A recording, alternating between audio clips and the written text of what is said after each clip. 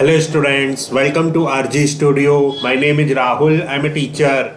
In this video, I will give you information regarding very important multiple choice questions for the preparation of entrance exam for MPH, that is Master of Public Health, MHA, that is Master of Hospital Administration, and other competitive exams like MSc Zoology, MSc Botany, MSc Biochemistry entrance exams for various university and institutes like ICMR Bhubaneswar, Commerce University entrance test, UTPG, AIIMS Raipur, AIIMS Rishikesh, AIIMS Jodhpur, JIPMER Puducherry, Christian medical college Vellore, IIPH, NIMHANS Bangalore, Lucknow university, Pune university, Rajasthan university of health sciences Jaipur, and for other university and institutes which conducts public health, hospital administration and other competitive exams, and students who are preparing for various university and institutes, public health, hospital administration and other competitive exams.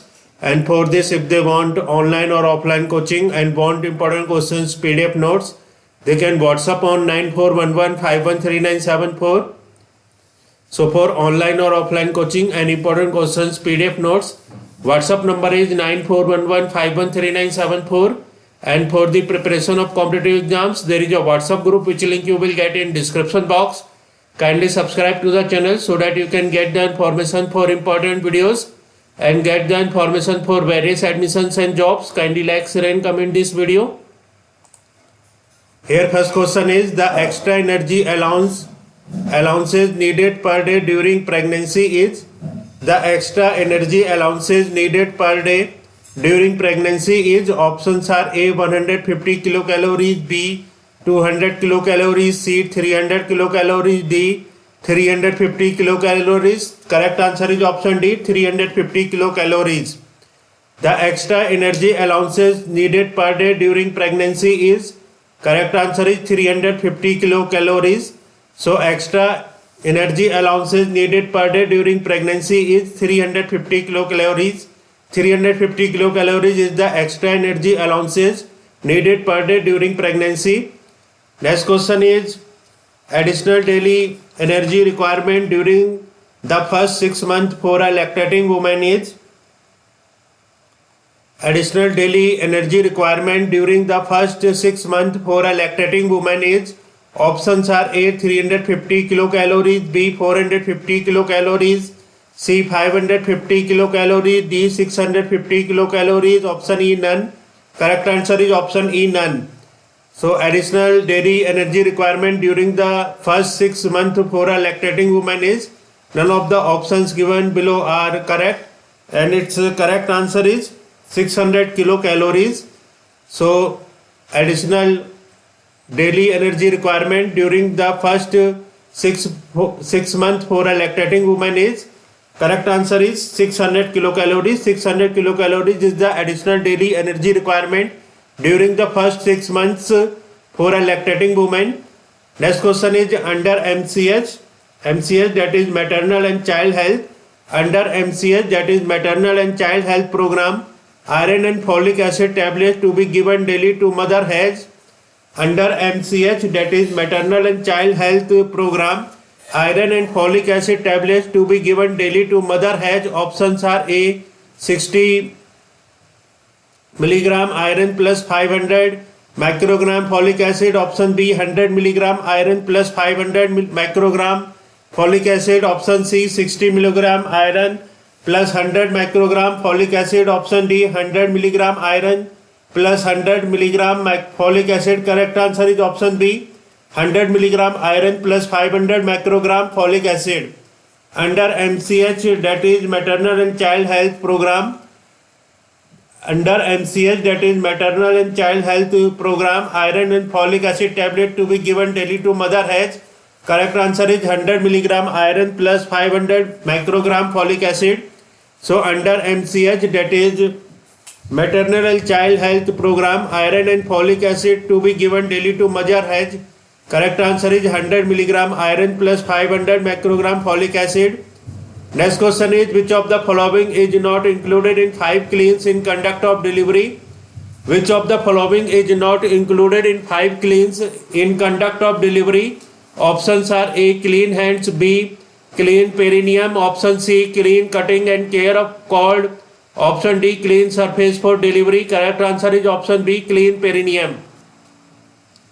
So question is, which of the following is not included in 5 cleans in conduct of delivery? Correct answer is clean perineum. So among clean hands, clean perineum, clean cutting and care of called clean surface for delivery, clean perineum is not included in 5 cleans in conduct of delivery.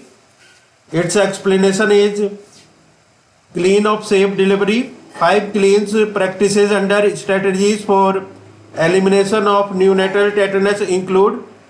So 5 cleans practices under strategies for elimination of neonatal tetanus include: first is clean delivery surface, second is clean hands of birth attendants, third is clean cord cut blade or instrument, fourth is clean cord tie, fifth is clean and stump no applicant. So clean perineum is not included in 5 cleans in conduct of delivery, and clean hands, clean cutting and care of cord, clean surface for delivery, these are included in 5 cleans in conduct of delivery. And I am repeating again, 5 cleans of safe delivery. 5 clean practices under strategies for elimination of neonatal tetanus include: first is clean delivery surface, second is clean hands off, third is clean cord cut, fourth is clean cord tie, fifth is clean cord stump. Next question is, a 37 weeks pregnant woman attends an antenatal clinic at a primary health center. She has not had any antenatal care till now. The best approach regarding tetanus immunization in this case would be to. So here question is, a 37 weeks pregnant woman attends an antenatal clinic at a primary health center. She has not had any antenatal care till now. The best approach regarding tetanus immunization in this case would be to. Options are: A, give a dose of tetanus toxoid TT and explain to her that it will not protect the newborn, and she should take the second dose after 4 weeks even if she delivers in the meantime. Option B, do not waste the TT, that is tetanus toxoid vaccine, as it would anyhow be of no use in this pregnancy. She is given 1 dose of TT, that is tetanus toxoid, and explain that it will not be useful for this pregnancy. Option D, give her anti-tetanus immunoglobulin along with the TT, that is tetanus toxoid vaccine. So correct answer is option A, give a dose of tetanus toxoid TT and explain to her that it will not protect the newborn, and she should take the second dose after 4 weeks even if she delivers in the meantime. So here question is, a 37 weeks pregnant woman attends an antenatal clinic at a primary health center. She has not had any antenatal care till now. The best approach regarding tetanus immunization in this case would be to. Correct answer is, give a dose of tetanus toxoid TT and explain to her that it will not protect the newborn, and she should take the second dose after 4 weeks even if she delivers in the meantime. So this question is very important. If a 37 weeks pregnant woman attends an antenatal clinic at a primary health center, she has not had any antenatal care till now. The best approach regarding tetanus immunization in this case would be to. Correct answer is, give a dose of tetanus toxoid TT and explain to her that it will not protect the newborn, and she should take the second dose after 4 weeks even if she delivers in the meantime. Next question is, all are criteria for identifying at risk infants accept. All are criteria for identifying at risk infants accept. Options are: A, birth weight less than 2.8 kg, B, birth order 5 or more, C, PEM, that is protein energy malnutrition. Full form of PEM is protein energy malnutrition, diarrhea. D, working mother. So all are criteria for identifying at risk infants accept. Correct answer is option A, birth weight less than 2.8 kg. So birth weight less than 2.8 gram, 8 kilogram. This is not a criteria for identifying at risk infants, and criteria for identifying at risk infants include birth order 5 or more, PEM, that is protein energy malnutrition, and diarrhea, working mother. So birth weight less than 2.8 kilogram, this criteria is not for identifying at risk infants. Next question is average weight gain during pregnancy in poor Indian woman is about. Average weight gain during pregnancy in poor Indian woman is about. Options are A 12 kilogram, B 10 kilogram, C 6.5 kilogram, D 2.5 kilogram. Correct answer is option C 6.5 kilogram. Average weight gain during pregnancy in poor Indian woman is about. Correct answer is 6.5 kilogram. So average weight gain during pregnancy in poor Indian woman is about 6.5 kilogram.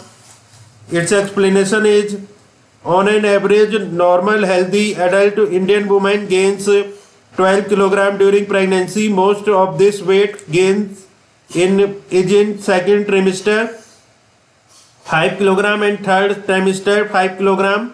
Weight gain of poor Indian woman average 6.5 kilogram. So average weight gain during pregnancy in poor Indian woman is about 6.5 kilogram.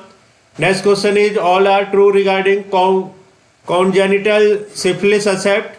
All are true regarding congenital syphilis except. Options are A Procrin, penicillin can prevent it satisfactorily. B infection of the fetus most commonly occurs in first trimester. C neurological damage with mental retardation can be a serious consequence. D if mother has late syphilis, chances of transmission decreases. So correct answer is option B, infection of the fetus most commonly occurs in first trimester. So all are true regarding congenital syphilis except. Correct answer is infection of the fetus most commonly occur in first trimester. So infection of the fetus most commonly occurs in first trimester. This statement is not true regarding congenital syphilis. And option A, C and D, that is Procrin, penicillin can prevent it satisfactorily. Neurological damage with mental retardation can be a serious consequence. If mother had late syphilis, chances of transmission decreases. These statements are true regarding congenital syphilis. Next question is, a 24-year-old prime gravida, weight 57 kilogram, hemoglobin 11.0 gram percentage, visits an antenatal clinic during second trimester of pregnancy seeking advice on dietary intake. She should be advised. A 24-year-old prime gravida, weight 57 kilogram, hemoglobin 11.0 gram percent, visits an antenatal clinic during second trimester of pregnancy seeking advice on dietary intake. She should be advised. Options are A additional intake of 300 kilocalorie, B additional intake of 500 kilocalorie, C additional intake of 650 kilocalories, option D no extra kilocalorie, option E none. Correct answer is option E none. So a 24-year-old primi gravida, weight 57 kilogram, hemoglobin 11.0 gram percent, visits an antenatal clinic during second trimester of pregnancy seeking advice on dietary intake. She should be advised. So none of the given options are correct, and correct answer should be 350 plus kilocalorie. So 350 kilocalorie per day should be the correct answer. Next question is, the daily extra calorie requirement in first trimester of pregnancy is. The daily extra calorie requirement in first trimester of pregnancy is. Options are A 50, B 150, C 350, D 450. Correct answer is option B 150. The daily extra calorie requirement in first trimester of pregnancy is. Correct answer is 150. So daily extra calorie requirement in first trimester of pregnancy is 150. In this video, information regarding 10 very important multiple choice questions has been given for the preparation of entrance exam for public health, hospital administration and other competitive exams for various university and institutes like ICMR Bhubaneswar, CUT PG, AIIMS Raipur, AIIMS Rishikesh, AIIMS Jodhpur, JIPMER Puducherry, Christian Medical College Bangalore, IIPH, NIMHANS Bangalore, Lucknow University, Pune University, RUHS Jaipur and 4 other university and institutes which conducts public health, hospital administration and other competitive exams, and students who are preparing for various university and institutes, public health, hospital administration and other competitive exams. And for this, if they want online or offline coaching and want important questions PDF note, they can WhatsApp on 9411513974. Thanks for watching this video.